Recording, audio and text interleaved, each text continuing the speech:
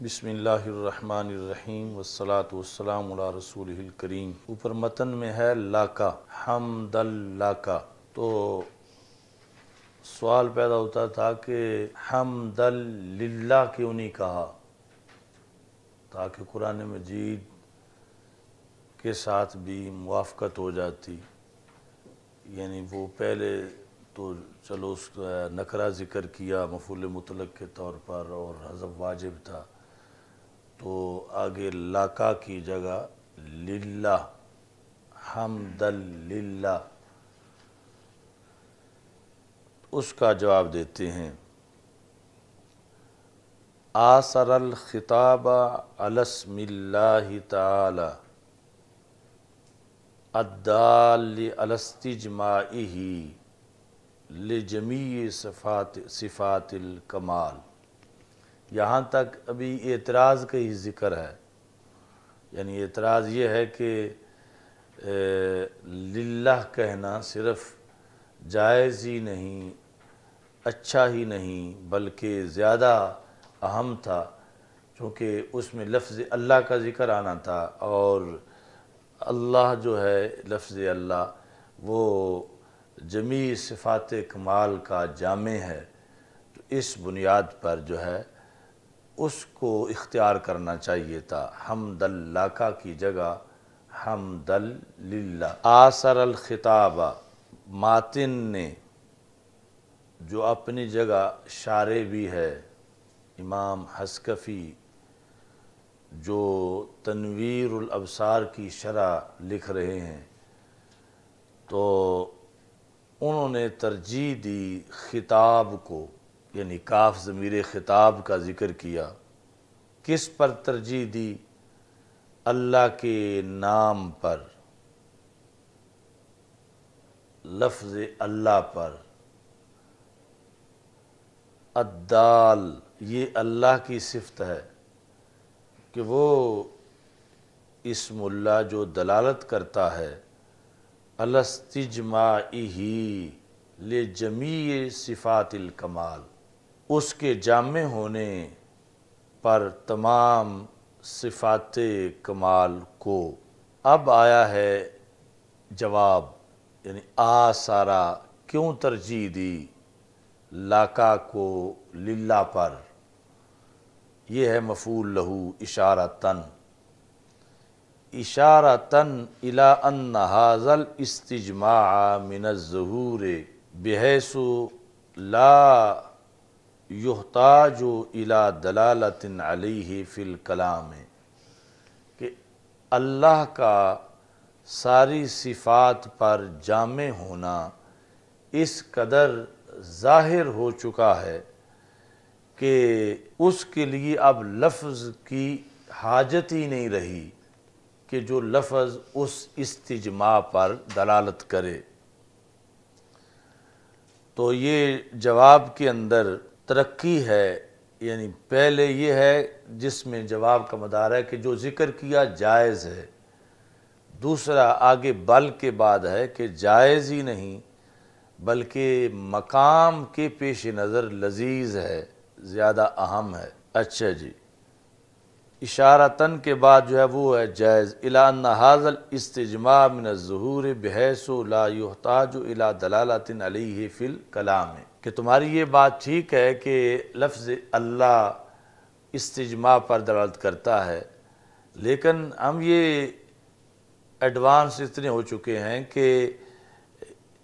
وہ جو استجماع ہے وہ اتنا ظاہر ہے کہ اب اس کے لیے لفظ اللہ بولنے کی حاجت ہی نہیں، بلکہ یہ بندہ جو اللہ کی تعریف کر رہا ہے اس کے آگے سے اتنے پردے ہٹ چکے ہیں کہ یہ ڈائریکٹ جو ہے وہ اللہ کی ذات کے جلوے دیکھ رہا ہے، تو اسم جو ہے وہ تو غیبوبت پر دلالت کرتا ہے، جتنے بھی اسم ظاہر ہیں وہ غیب پر دلالت کرتے ہیں،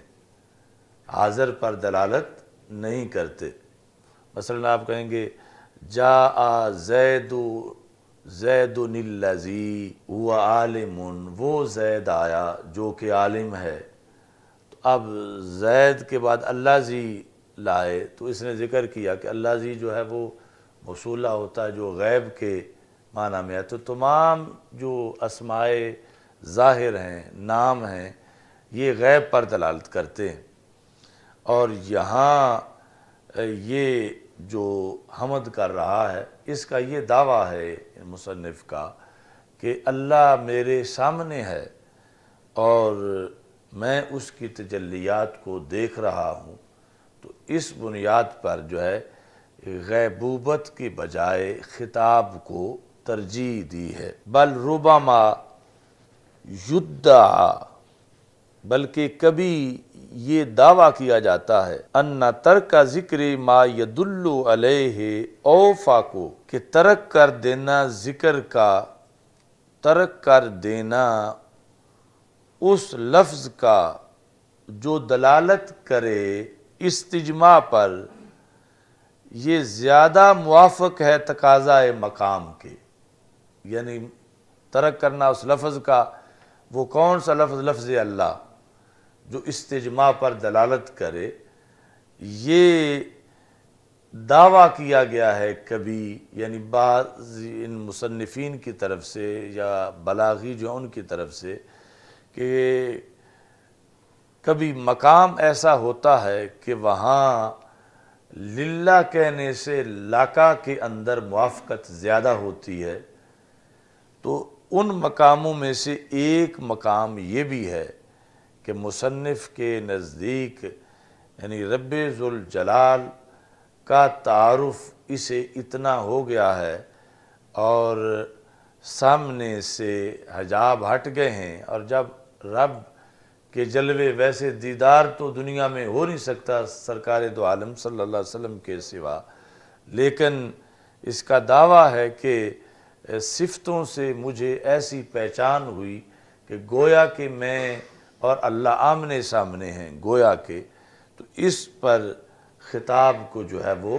ترجیح دی۔ اچھا جی، یدعا ان ترک ذکر ما یدل علیہ، علیہ کا مطلب ہے استجماع، اور ذکر ما سے مراد ہے اللہ، یعنی وہ جو جمیع صفات پر دلالت کرنے والا لفظ ہے اس کے ذکر کو ترک کر دینا، یہ کیا ہے؟ یہ ہے خبر اوفاقو لمقتضی المقام، تقاضائے مقام کہ یہ زیادہ موافق ہے۔ آگے پھر اس میں دوبارہ ترقی، پہلا بل، پھر دوسرا بل، بل المہم الدلالۃ علی انہ قاویہ للحامد محرک الاقبال، بلکہ اہم یہ ہے،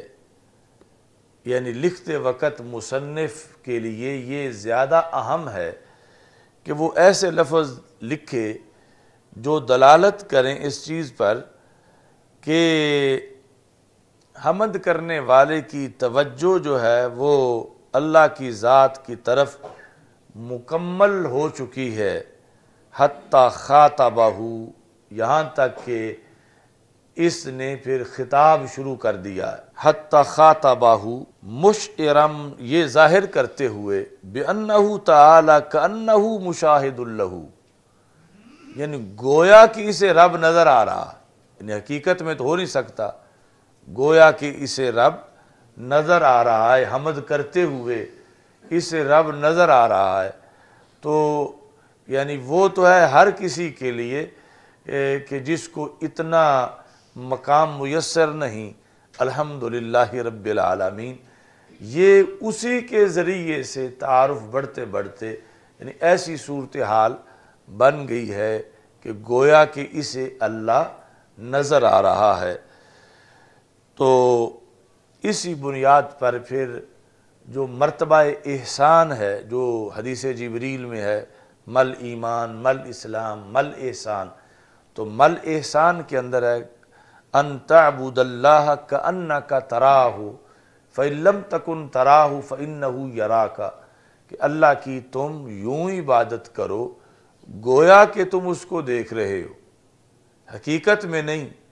کأنک تراہ، پہلا حصہ یہ ہے، اگلا جو ہے وہ حقیقت ہے، فَإِن لَمْ تَكُن تَرَاهُ، اگر تم اس کو نہیں دیکھ رہے، فَإِنَّهُ يَرَاكَ، وہ تو یقیناً تجھے دیکھ رہا ہے، یعنی وہاں کأنہ نہیں ہے، وہاں انہو یراکا۔ تو یہ جو مرتبہ احسان ہے کہ یوں بندگی کرو گویا کہ تم اللہ کو دیکھ رہے ہو، تو پھر مصنف نے اس پہ عمل کرتے ہوئے متن میں کہہ دیا حمد اللہ کا، کہ گویا کہ میں اللہ کو دیکھ رہا ہوں، تو اس بنیاد پر میں نے یہ انداز اختیار کیا ہے۔ ترجمہ دیکھو، بل المہم، بلکہ اہم جو ہے وہ دلالت ہے اوپر اس چیز کے کہ حامد کے لیے، یہاں جو امام حسکفی ہیں، حامد کے لیے اللہ کی طرف متوجہ ہونے کا جو محرک ہے وہ قوی ہو چکا ہے۔ قاوے یا کا فعل ہے محرک الاقبال، اقبال کا لغوی معنی ہے کسی کو آگے جھانک کے دیکھنا، آگے ہو کے، جس طرح کہ ادبار ہے پشت کر لینا، تو اقبال کا محرک قوی ہو گیا ہے۔ اچھا جی، محرک الاقبال وداء التوجہ ہے، یہ عطف ہے محرک پر، کہ توجہ کا جو دائی ہے، توجہ کا لغوی معنی ہے آمنے سامنے، توجہ کا جو دائی ہے وہ بھی قوی ہو گیا ہے۔ کدھر توجہ کا؟ الی جناب ہی، اللہ کی ذات کی طرف، علی الکمال، اس کا تعلق دونوں کے ساتھ ہے، محرک کے ساتھ بھی اور دائی کے ساتھ بھی، کہ محرک اقبال کا اور دائی توجہ کا یہ جو ہے وہ کامل طریقے سے یہ قوی ہو گیا ہے، حتیٰ یہاں تک کہ پھر خاطبہ، مصنف نے پھر اللہ کو خطاب کیا، یعنی حمد اللہ کا کہا، مشعراً، یہ ظاہر کرتے ہوئے، بِأَنَّهُ تعالی، کہ وہ اللہ تعالی کأنہ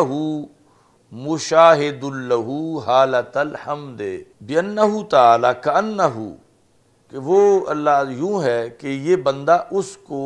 کا مشاہدہ کر رہا ہے، یہ اس کا مشاہد ہے، مشاہد ہونے میں تو کأنہ ہے، اور کہ یہ اس کا مشاہد ہو، لیکن وہ اس کا جو مشاہد ہے وہ تو یقیناً ہے۔ اچھا جی، حالت الحمد، ایسا کیوں ہے؟ لرعایت مرتبۃ الاحسان، مرتبہ احسان کا لحاظ کرنے کی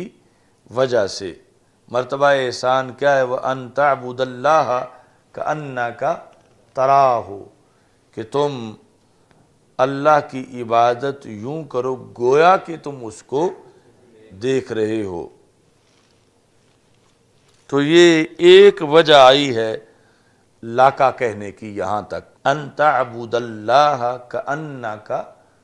تراہ فإن لم تکن تراہ فإنہ یراک۔ تو جو دوسرا حصہ ہے حدیث کا، اس میں یعنی کچھ لوگوں نے یہ کہا کہ صوفیاء کا یہ ایک نقطہ نظر ہے، فَإِن لَمْ تَكُنْ تَرَاهُ، یعنی اس کو آپس میں شرط اور جزا بنا لیا جائے، اِن لَمْ تَكُنْ تَرَاهُ، اگر تم اپنا آپ ختم کر دو تو پھر تم اسے دیکھ لو گے، فَإِن لَمْ تَكُنْ تَرَاهُ، اگر اپنا آپ مٹا دو، اگر تم ہی نہ رہو، تم معدوم ہو جاؤ، تراہو، پھر اللہ کو دیکھ لو گے۔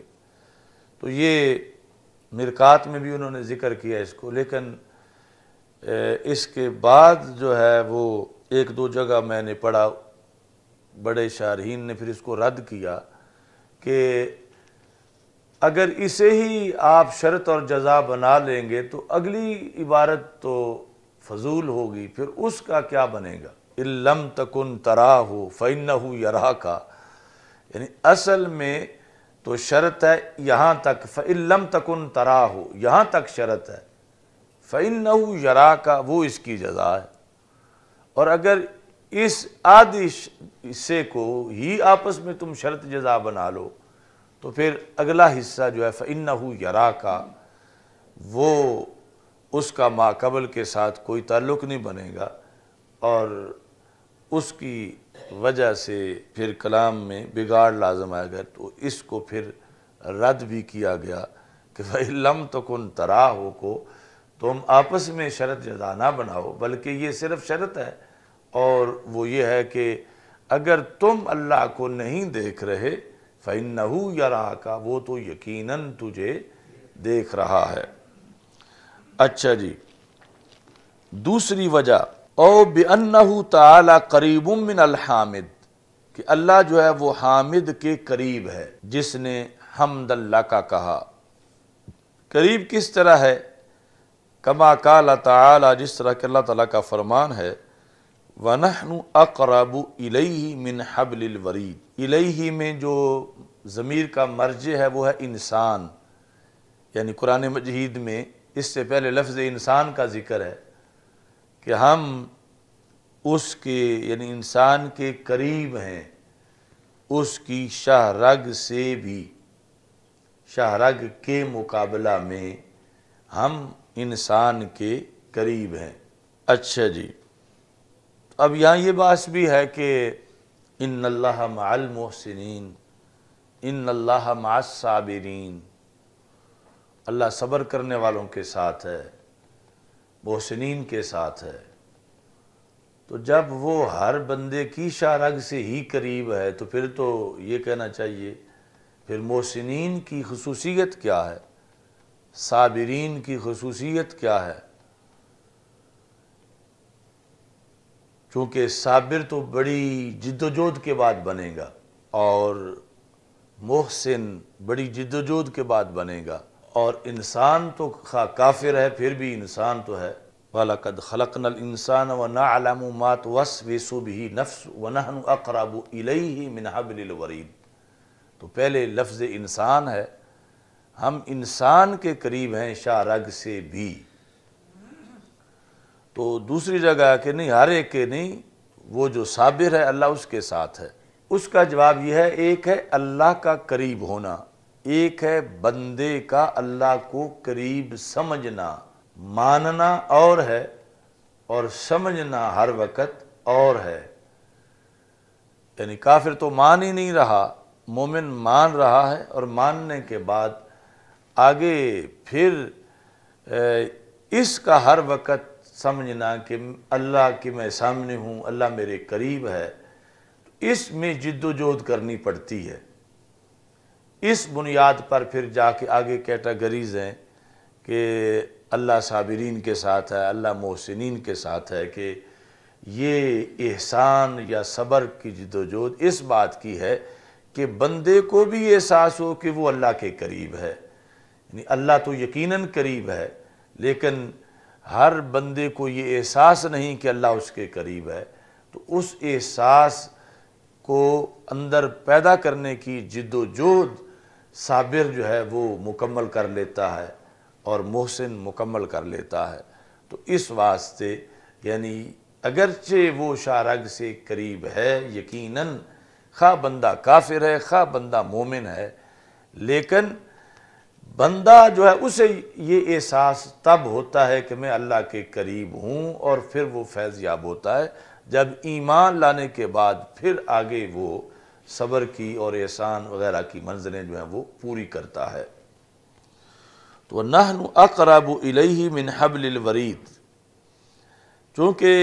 اللہ حامد کے قریب ہے۔ وَإِنْ كَانَ الْحَامِدُ، یہ ان وصلیہ ہے، یعنی یہ اعتراض ہوتا تھا کہ جس طرح عام بندہ کہتا ہے مجھے تو نہیں پتہ چلتا وہ میرے قریب ہے، تو انہوں نے کہا وَإِنْ كَانَ الْحَامِدُ لِنُقْصَانِهِ، اللہ کے قریب ہونے میں تو کوئی شک نہیں، یہ حامد یہ بندہ جو ہے اس میں کمی ہے کہ اسے اللہ قریب لگ نہیں رہا۔ وَإِنْ كَانَ الْحَامِدُ لنقصانہ فی کمال البعد۔ تو اعتراض یہ تھا کہ یہ قرب اور بعد تو نسبتیں ہیں اور یہ جانبین کے لحاظ سے ہوتی ہیں۔ اگر زید عمر سے بعید ہے تو عمر پھر زید سے بعید ہے، اگر خالد بکر کے قریب ہے تو بکر خالد کے قریب ہے۔ یہ نہیں ہو سکتا کہ ایک تو قریب ہو اور دوسرا بعید ہو۔ قریب ہوں گے تو دونوں قریب ہوں گے، بعید ہوں گے تو دونوں بعید ہوں گے۔ اب اللہ تعالیٰ جو ہے وہ قریب شارک سے بھی، اور بندہ جو ہے وہ اللہ سے بعید ہو، تو یہ کیسے ہو سکتا؟ تو معترض کہتا ہے کہ یعنی یہ بندہ ادھر کہتا ہے یا اللہ، تو یا جو ہے الموضوع لنداء البعید، یعنی ایک مذہب کے مطابق اس کی تو وضع ہی بعید کی ندا کے لیے ہے، تو یہ ظاہر کر رہا ہے یا کہہ کے کہ میں بعید ہوں، اور وہ کہتا ہے نحن اقرب الیہ من حبل الورید، میں تو شارک سے بھی قریب ہوں۔ اور قانون یہ ہے کہ یہ قرب اور بعد نسبتیں ہیں، یعنی اضافت ہے کہ اس میں جانبین کو ملحوظ خاطر رکھنا ہوتا ہے۔ ایک اگر دوسرے کے قریب ہے تو دوسرا بھی یقیناً پہلے کے قریب ہوگا۔ تو جب اللہ شارک کے قریب ہے تو بندہ پھر دور کیسے ہو سکتا ہے؟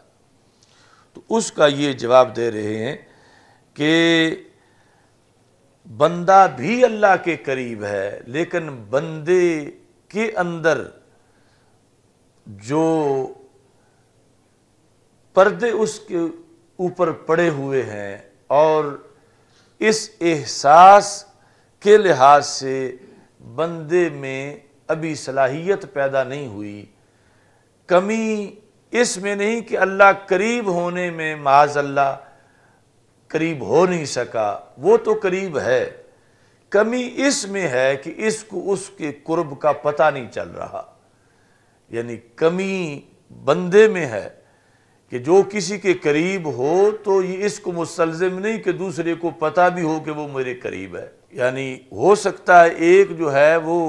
دوسرے کے قریب ہو لیکن دوسرے کو پتہ ہی نہ ہو کہ وہ میرے قریب ہے۔ مثال کے طور پر جیل میں بند ہیں، ایک کمرے میں ایک ہے، دوسرے میں دوسرا ہے، درمیان میں صرف ایک دیوار ہی ہے، مگر پتہ نہیں کہ وہ اسی جیل میں اسی کمرے میں ساتھ میرے دوسرے میں موجود ہے۔ ہو سکتا ہے 10 سال انہیں ایسے ہی گزر جائیں، جب تک پتہ نہ چلے تو وہ اپنے آپ کو بعید ہی سمجھتے رہیں گے۔ تو ایک کو پتہ ہے دوسرے کو نہیں ہے، تو جس کو نہیں ہے وہ تو اسے بعید ہی سمجھتا رہے گا۔ تو بلا تشبیہ و تمثیل، یعنی اللہ تو قریب ہے لیکن بندے کو اس قرب کا پتہ نہیں، تو یہ کمی بندے میں ہے، اللہ میں نہیں ہے، کہ بندے کے اندر ایسی صلاحیت نہیں کہ یہ اللہ کے اس قرب کو محسوس بھی کر سکے۔ عمومی طور پر یہ ہے سارا یعنی بندے کا سلیبس دنیا میں کہ وہ ایسی اور اتنی عبادت کرے کہ اسے یہ محسوس ہونا شروع ہو جائے کہ میں اللہ کے قریب ہوں۔ یعنی وہ تو یقیناً قریب ہے، اور اس قرب کے لحاظ سے تو بندے کا کمال کوئی نہیں، کیونکہ وہ تو مطلقاً ہر انسان کے قریب ہے۔ اب کہ اللہ کے قرب کے لیے ضروری ہے کہ بندہ مومن ہو، اور پھر مومن ہو تو متقی ہو۔ تو یہ جو ہے کہ بندہ چونکہ مادہ ہے، مادی ہے، مادہ پرست ہے، مجرد نہیں ہے، تو اس میں تجرد لانے کے لیے اسے سال ہا سال بندگی کرنی پڑتی ہے، اور پھر تجرد آنے کے بعد پھر اسے محسوس ہوتا ہے کہ میں اللہ کے قریب ہوں۔ اور یہ سارا یعنی سبق ہے سلوک اور طریقت کا۔ تو یہاں پر وَإِنْ كَانَ الْحَامِدُ لِنُقْصَانِهِ فِي كَمَالِ الْبُعْدِ، اگرچہ حامد تو دور ہے، اللہ قریب ہے اور حامد دور ہے۔ کیوں دور ہے؟ لِنُقْصَانِهِ، حامد میں کمی ہے، اللہ میں کوئی کمی نہیں ہے۔ فی کمال البعد، یہ صرف بعید ہی نہیں، بہت بعید ہے، بندہ بہت بعید ہے۔ تو اسے قریب کرنے کے لیے قرآن نازل کیا گیا، اسے قریب کرنے کے لیے شریعت ہے کہ وہ اب محنت کرے، یہ اس کا ہوم ورک ہے کہ اس نے اپنے آپ کو اللہ کے قریب کرنا ہے، ورنہ وہ تو ویسے ہی قریب ہے جس میں اس کی کسی نماز کا روزے کا کوئی دخل نہیں، وہ قرب جو شارگ سے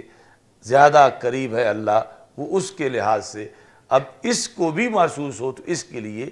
اس پر عبادت لازم کی گئی۔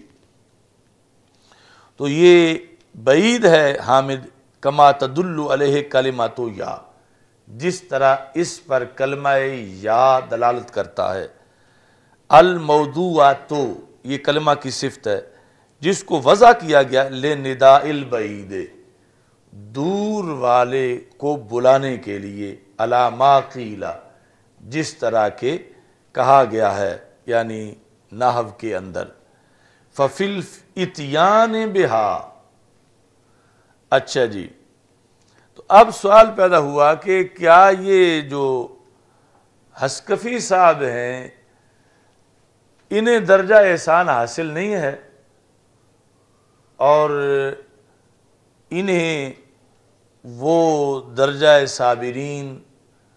اور ان اللہ مع المتقین، کیا انہیں وہ درجہ حاصل نہیں ہے؟ تو اس کا یہ کہتے ہیں فی الاتیان بہا ہدم لنفسہ، اس طرح پھر اس کا ذکر کرنا، یعنی جس سے بود کا پتہ چلے یہ کسر نفسی ہے، ہدم لنفسہ، واستبعاد اللہ عن مظان الزلفیٰ، اور اپنے آپ کو قرب کے مقام سے دور ظاہر کرنا ہے عاجزی کے پیش نظر، کما افادہ الخطائی والیزدی، جس طرح کے خطائی نے، محقق خطائی نے اور یزدی، ان دونوں نے اس بات کی وضاحت کی ہے۔ تو یہاں تک جو ہے وہ آیا اس کا جواب کہ لاکا کیوں کہا، للہ کیوں نہیں کہا۔ تفسیر بیضاوی میں آپ نے پڑھا ہوگا کہ امام بیضاوی نے لکھا ہے ایاک نعبد و ایاک نستعین پر، کہ جو پیچھے اسلوب آ رہا ہے قرآن مجید میں اس کے مطابق تو کہنا چاہیے ایاہ نعبد و ایاہ نستعین، چونکہ پیچھے صیغے صفت کے ہیں اور صیغہ صفت کا غیب کے حکم میں ہوتا ہے۔ الحمدللہ اس میں ظاہر ہے، وہ بھی غیب، رب العالمین، الرحمن الرحیم، مالک یوم الدین، یہ سارے غیب ہیں، چونکہ سارے اس میں ظاہر ہیں، سارے غیب ہیں، تو غیب کے لیے جو ہے وہ مثال کے طور پر جاء زید وہو ضاحک، تو اب انت نہیں آئے گا، جاء زید وانت ضاحک، وہو زاہد، تو یعنی اس میں ظاہر جو ہے وہ غیب ہوتا ہے، تو غیب کئی لحاظ سے پھر ہونا چاہیے تھا ایاہ نعبد و ایاہ نستعین۔ تو اس پر انہوں نے جواب دیا کہ ایاک اس لیے کہا گیا کہ صفتیں جب اللہ کی جانیں یا ان کا ذکر کریں تو بندے کے سامنے سے پردے ہٹتے ہیں، صفتوں سے معرفت آتی ہے، یعنی عام بھی جب کسی چیز کی صفتیں بیان ہوں تو اس کا تعارف ہوتا ہے، اس کے بارے میں پہلے جہالت ہوتی ہے، جب اس کی ایک صفت بیان ہوئی پتہ چلا، پھر 10 صفتیں بیان ہوئیں تو بہت زیادہ پتہ چلا، پھر مزید صفتیں بیان ہوئیں تو اگرچہ ابھی تک دیکھا ہوا نہیں تو کافی وہ لگنے لگا کہ وہ جیسے سامنے ہے، یعنی اس کا حلیہ بیان ہوا، یہ اس طرح کر کے۔ تو یہ لفظ اللہ اور لفظ الرحمن اور لفظ الرحیم اور مالک یوم الدین اور اس سے پہلے جو رب العالمین، یعنی ان کا یہ کمال ہے کہ بندہ جب ان کو ذکر کر کے آگے بڑھا تو صفتوں سے اس کو ایسی معرفت آ گئی کہ اب اسے رب غیب لگ ہی نہیں رہا، اسے لگ رہا ہے کہ ہے ہی میرے سامنے، تو پھر اس کو اس میں اب لطف ہے کہ ایاک نعبد، جو سامنے نظر آ رہا ہے، یعنی اس معنی میں کہ صفات سے پہچان ہو گئی ہے، گویا کہ وہ سامنے ہے، تو اس پر اس نے کہا ایاک نعبد و ایاک نستعین۔ تو اسی کے مطابق یعنی یہاں ان کا ادعا ہے مصنف کا کہ میں نے اللہ تعالیٰ کے لحاظ سے یعنی اتنا ذکر کیا کہ اب میں اس سے مانگنے لگا ہوں اور اس کے ساتھ ڈائریکٹ گفتگو کرنے لگا ہوں، تو حمد اللہ کے ساتھ اس کو تعبیر کیا۔ اور وہ جو امام بیضاوی نے لکھا ہے اسی کے پیش نظر ہمارا جو عرف ہے، مثلا جلسہ ہو رہا ہے جس کے اندر رسول پاک صلی اللہ علیہ وسلم کے حسن و جمال کو، سیرت کو، صفات کو بیان کیا جا رہا ہے، تو سنتے سنتے سنتے سامع کے سامنے سے اتنے پردے ہٹ گئے ہیں، تو وہ کہتا ہے نعرہ رسالت یا رسول اللہ صلی اللہ علیہ وسلم، یعنی اب نجدی وہابی کہتے ہیں کہ خطاب کیوں کر رہے ہو، وہ تو غیب ہیں، تو امام بیضاوی کہتے ہیں کہ صفتوں سے پردے ہٹ جاتے ہیں، تو جس طرح وہاں ایاہ نعبد نہیں کہا جاتا،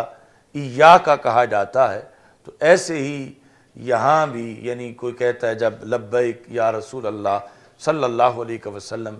یا رسول اللہ صلی اللہ علیہ وسلم، جو ایک مذہب یہ ہے کہ خطاب کے لیے ہے، تو قریب کے لیے ہے، سامنے کے لیے ہے، تو اس بنیاد پر یعنی یہ جو امام بیضاوی کا موقف ہے کہ اور یعنی انہوں نے تو موقف پر تفریح مرتب کی، باقی جو قانون ہے وہ تو ہر کسی کے سامنے ہے کہ صفات سے تعارف ہوتا ہے، جس کی صفتیں بیان ہوں اس کے لحاظ سے پردے ہٹ جاتے ہیں۔ تو ایاک نعبد کا جو پس منظر ہے وہی ہمارے نعرہ رسالت کا پس منظر ہے، اور وہی لبیک یا رسول اللہ صلی اللہ علیہ وسلم کا پس منظر ہے۔ اچھا جی، اوپر متن میں آیا یا من شرحتا، حمد ہے تیرے لیے اے وہ ذات جس نے کھول دیا نے صدورنا ہمارے سینوں کو، بانواع الہدایات کئی قسم کی ہدایت سے، سابقہ ماضی کے اندر ہی، یعنی اتنا تو پہلے ہمیں حاصل ہو چکا ہے ماضی میں۔ اچھا جی، شرحتا سے حال ہے کہ جو تو نے کھولا پہلے ہی اتنا تو احسان ہم پہ کر چکا ہے۔ اچھا، اب اس پر یا من شرحتا پر امام شامی نے حاشیہ لکھا، ابھی جو اصول بیان ہو رہا تھا اسی کی فوراً مخالفت ہو گئی کہ من ہے موصولہ اور وہ ہے غیب، اور غیب کے لحاظ سے ہونا چاہیے شرح، یا من شرح، اور یہ کہہ رہے ہیں یا من شرحتا، یا من شرحتا، یا تو ہوتا انت شرحتا، تو یہ ہے من ہے موصولہ اور وہ ہے غیب۔ تو اب لکھتے ہیں الاولا شرح، امام شامی کہتے ہیں کہ اولا یہ ہے کہ شرح ہوتا، یا من شرح، کما عبر فی مختصر المعانی، جس طرح کے یعنی یہ قانون مختصر معنی میں یہی ہے کہ من کے بعد غیب کا صیغہ ہونا چاہیے، خطاب کا صیغہ نہیں ہونا چاہیے۔ لأن الاسماء الظاہرات کلھا غیب، یہ جو ہم بیان کرتے آ رہے ہیں کہ اسماء ظاہر غیب ہیں، تو یہ مختصر المعانی میں بھی انہوں نے یہ قانون لکھا ہے، جس کو پھر انہوں نے فتاوی شامی میں لکھ دیا کہ اسماء ظاہرہ جو ہیں یہ سارے غیب ہیں۔ تو یہاں بھی آپ یعنی حوالہ لگائیں شروع میں کہ جب آپ کو یہ کہیں بولنا پڑے، کوئی پوچھے کہ یہ کہاں لکھا ہے قانون کہ اسماء ظاہر جو ہیں وہ سارے غیب ہیں، تو آپ یہاں سے بتا سکتے ہیں سواء کانت موصولتاً او موصوفاتاً، اسماء ظاہر خواہ ہوں موصولہ خواہ ہوں موصوفہ، وہ سارے کے سارے غیب ہیں۔ اور یہاں پر جو ہے وہ ہے موصولہ من، کما صرح بہ فی شرح المفتاح، جس طرح کہ امام تفتازانی نے یہ مفتاح کی شرح کے اندر، مفتاح العلوم کی شرح کے اندر جو سکاکی کی مفتاح العلوم ہے اس کی شرح کے اندر امام تفتازانی نے اس کی وضاحت کی ہے۔ اچھا جی، اب لیکن کے ساتھ استدراک کرتے ہیں کہ قانون تو یہی کہہ رہا ہے کہ شرح کہا جائے، من یہی چاہتا ہے، لیکن من سے پہلے یا بھی ہے اور یا یہ چاہتا ہے کہ شرحتا کہا جائے، کیونکہ وہ خطاب کے لیے ہے۔ تو کہتے ہیں لیکن بمراعات جانب النداء، لیکن لحاظ کرتے ہوئے جانب ندا کا، الموضوع للمخاطب، جو کہ مخاطب کے لیے وضع ہے، یا وضع ہے مخاطب کے لیے، غیب کے لیے وضع نہیں ہے۔ یسوغ الخطاب، تو خطاب بھی جائز ہے۔ اب ان کے اپنے کلام میں کوئی تعارض نہیں ہے، کیونکہ پیچھے کہا ہے اولا ہے شرح، تو اولا میں یہ گنجائش دے آئے ہیں کہ شرحتا بھی جائز تو ہے، ورنہ کہتے واجب ہے کہ کہا جائے شرح۔ تو انہوں نے یعنی رد کرتے وقت گنجائش رکھ کے رد کیا ہے کہ تاکہ کوئی مجھ سے ہی مواخذہ نہ کرے کہ پہلے تو تم یہ کہہ آئے ہو، اب آگے کہ تو یہ بھی جائز ہے۔ تو اولا کے مقابلے میں جواز کا قول کیا جا سکتا ہے کہ اولا تو یہی تھا کہ کہتے یا من شرح، لیکن چونکہ انہوں نے من کے ساتھ ساتھ یا کا بھی لحاظ رکھا ہے، تو یا کا لحاظ رکھتے ہوئے انہوں نے پھر یسوغ الخطاب، پھر بھی یہ ظاہر کیا کہ اولا وہی ہے، کیونکہ قریب تو من ہے، من کا زیادہ حق ہے کہ اس کا خیال رکھا جائے، لیکن یا بھی ہے، تو اس واسطے جواز یہ ہے، یسوغ بمعنی یجوز ہے، یسوغ الخطاب، تو خطاب بھی جائز ہے، جس طرح کہ ماتن نے کیا شرحتا کا در مختار میں، نظراً الی المعنی، معنی کی طرف دیکھتے ہوئے، یعنی معنی یہ جو یا کا ہے اور وہ یہاں استعمال ہے، وَذَكَرَ فِي الْمُطَوَّلِ۔ اب آگے ایک بحث تھی جس میں یہ پہلے نحویوں کا مذہب ذکر کریں گے اور اس کے بعد اسے رد کریں گے۔ مطول کے اندر مصنف نے ذکر کیا ہے حضرت مولا علی رضی اللہ تعالی عنہ کا قول، یعنی جو دیوان علی رضی اللہ تعالیٰ عنہ میں شعر ہے اس کا ایک مصرع کہ حضرت مولا علی کرم اللہ وجہہ نے فرمایا انا الذی سمتنی امی حیدرا، انا الذی سمتنی امی حیدرا، آنا یعنی میں کون ہوں، انا الذی میں وہ ہوں، سمتنی امی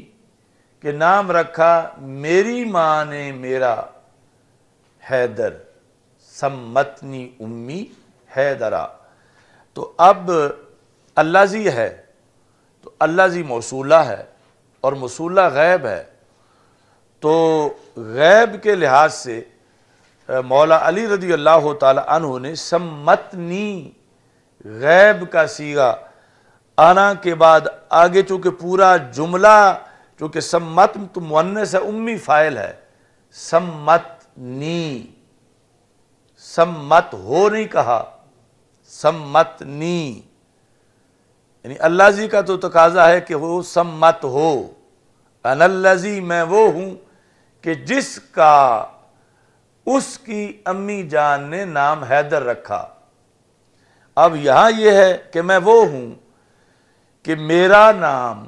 میری اماں جان نے حیدر رکھا، تو اس کے اندر سمتنی امی حیدرہ، یعنی سمت ہو جو نہیں فرمایا، سمتنی فرمایا، اس کے لحاظ سے یہ انہوں نے کہا قبیح عند النحویین، کہ نحویوں کے نزدیک یہ قبیح ہے، یعنی اتنے بڑے بلیغ بندے کا، بلیغ ہستی کا جو شعر ہے، اس کے اس مصرے کے بارے میں انہوں نے لکھ دیا مطول کے اندر، یعنی جب اعتراض ہو رہا تھا کہ تم جو کہتے ہو کہ اللہ ذی غیب ہے، تو پھر مولا علی رضی اللہ تعالی عنہ نے تو یہ نہیں فرمایا انا الذی سمت ہو امی حیدرہ، انہوں نے تو یہ فرمایا انا الذی سمتنی امی حیدرہ۔ تو انہوں نے پھر اپنے نحو کے جوش میں آگے سے یہ کہہ دیا کہ ٹھیک ہے انہوں نے کہا ہے، لیکن یہ قبیح ہے، یہ معاذ اللہ بلیغ نہیں ہے، اس میں قباحت ہے۔ اب امام شامی جو ہیں یہ اس کا رد کریں گے کہ یہ جو کہا ہے صاحب مطول نے کہ یہ قبیح ہے، امام شامی ثابت کریں گے قبیح نہیں ہے بلکہ حسین ہے۔ وَاعْتَرَضَهُ حسن جلبی، یہ اصل میں چلپی، تو چونکہ عربی میں چے اور پے دونوں ہی نہیں ہیں تو اس واسطے جلبی، حسن جلبی جو ہیں انہوں نے، ان کا پورا نام ہے حسن بن محمد شاہ، انہوں نے اعتراض کیا بِأَنَّ الْإِلْتِفَاتَ مِنْ أَتَمِّ وُجُوهِ تحسین الکلام، انہوں نے کہا کہ یہ مولا علی رضی اللہ تعالیٰ عنہ نے یہاں جو علم معانی اور بلاغت میں التفات کا ایک چیپٹر ہے کہ کبھی متکلم سے غیب کی طرف، کبھی غیب سے متکلم کی طرف، تو انہوں نے یہاں التفات کا پہلو اپنایا ہے کہ جس میں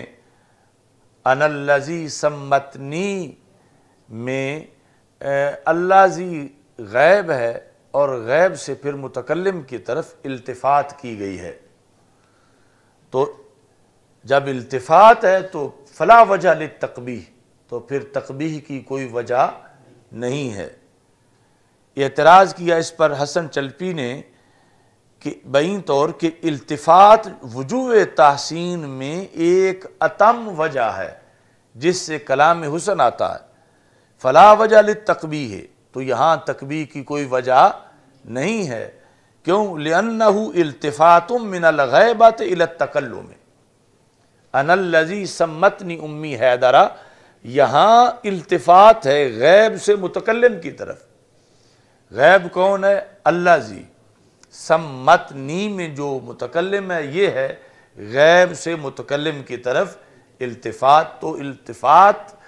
کا جو کردار ہے کلام کے اندر وہ تو تحسین دیتا ہے، اس سے قباحت تو نہیں آتی۔ اچھا جی، اور ساتھ یہ کہا فَفِيهِ تَغْلِيبُ جَانِبِ الْمَعْنَى عَلَى جَانِبِ اللَّفْظِ، یہ جو جلالین میں اغراض آتی ہیں آیات کی، وہاں بھی یہ بار بار آتا ہے کہ ایک ہے اللہ ذی کا لفظ، ایک ہے اللہ ذی کا معنی۔ معنی سے مراد ہے کہ کسے اللہ ذی کہا جا رہا ہے، متکلم کوئی اللہ ذی کہا جا رہا ہے، مولا علی رضی اللہ تعالیٰ عنہ کوئی اللہ ذی کہا جا رہا ہے، چونکہ پہلے انا الذی، تو اللہ ذی کس کو کہا گیا؟ آنا کو کہا گیا، انا الذی میں وہ ہوں کہ جن کی امی جان نے ان کا نام حیدر رکھا۔ تو اب وفیہ تغلیب جانب المعنی علی جانب اللفظ، اگر ہوتا نا سمت ہو تو پھر اللہ ذی کے لفظ کا لحاظ تھا، جب کہا سمتنی تو اللہ ذی کے معنی کا لحاظ ہے کہ اللہ ذی بولا کس پہ گیا ہے، کس ذات پہ، وہی ذات متکلم ہے۔ تو یہ یعنی دو گویا کے جواب رد بھی کیا اور وجہ ساتھ بیان کی حسن چلپی نے اس مطول کے رد کے اندر، جنہوں نے مولا علی رضی اللہ تعالیٰ عنہ کے شعر کے اس مصرے کے بارے میں تقبیح کا قبیح کا کلام کیا تھا تو انہوں نے اس کو رد کر دیا۔ اچھا جی، ابھی انہی کا حسن چلپی کا کلام ہی جاری ہے۔